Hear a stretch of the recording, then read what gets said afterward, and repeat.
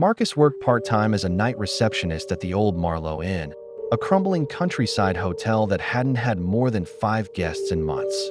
The owner, a silent man named Mr. Eder, barely spoke and always left before sunset.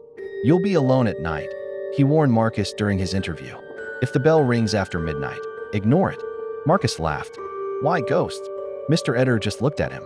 "There hasn't been a new guest after midnight in 50 years. Marcus thought it was a joke. A weird one, but whatever, the job paid well. The first few nights were quiet.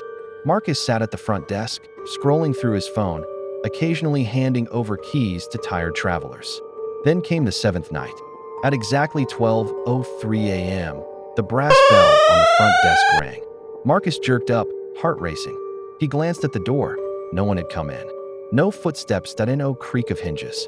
Just the sound of the bell still echoing in the dark hallway.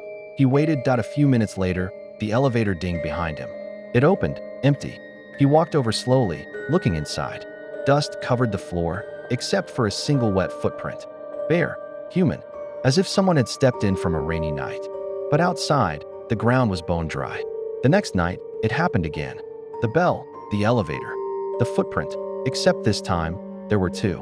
Marcus tried to ask Mr. Eder about it, but the man turned pale and refused to talk. "Whatever you do," he whispered, "don't speak to them." Them? On the 10th night, a figure appeared in the lobby. A woman in a tattered coat, hair dripping with something thick and black. Her head was tilted too far to one side, like her neck had once snapped and never healed. She didn't speak. She just pointed to room 305. Marcus froze. That room had been locked since he started. He didn't even have the key. She kept pointing. When he didn't move, she turned and walked toward the stairs, leaving behind a trail of something that hissed as it touched the carpet. At 3 a.m., the phone on the desk rang. Marcus picked it up. The voice on the line was his own. "Check her in, Marcus," it whispered. "It's your turn now." They found the Marlow and abandoned 2 weeks later. No sign of Marcus. Room 305 had been unlocked.